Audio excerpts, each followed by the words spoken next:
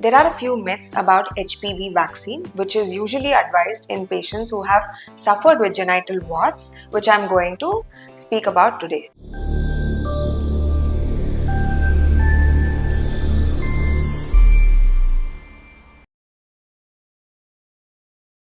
So the first myth is, are only girls supposed to take HPV vaccine? Is it not meant for boys? So HPV vaccine generally is recommended to avoid cervical cancer in women, but even men should take HPV vaccine because the main source of HPV virus comes from men. The second question is, I'm not sexually active, still do I take an HPV vaccine?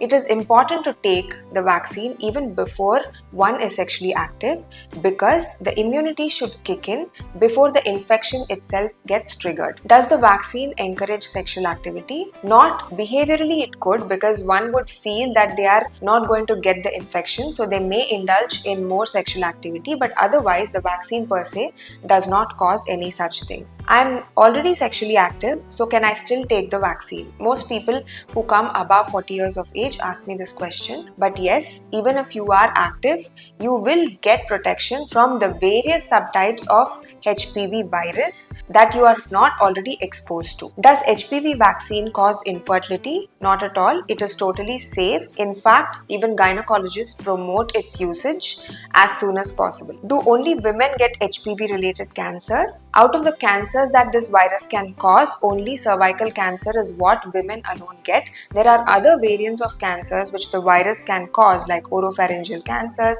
rectal cancers, etc., which even men can get. I already have genital warts. Will the vaccine still help me? Of course, in most people who come to the OPD with vaginal warts or genital warts in men, we still recommend going with the vaccine because the warts per se are caused by several subtypes of the virus, and you may be getting the warts from one subtype of the virus. Of course, you need protection from the various other subtypes as well, which is why you need to get the vaccination. I already got the vaccine done, so I don't need the cervical cancer screening. This is the most important myth that I wanted to address. Just because you've had vaccination, it does not mean it will completely prevent cancer. It will only reduce the occurrence of cancer, so you should still get your cervical cancer screening done if you are above 40 years of age.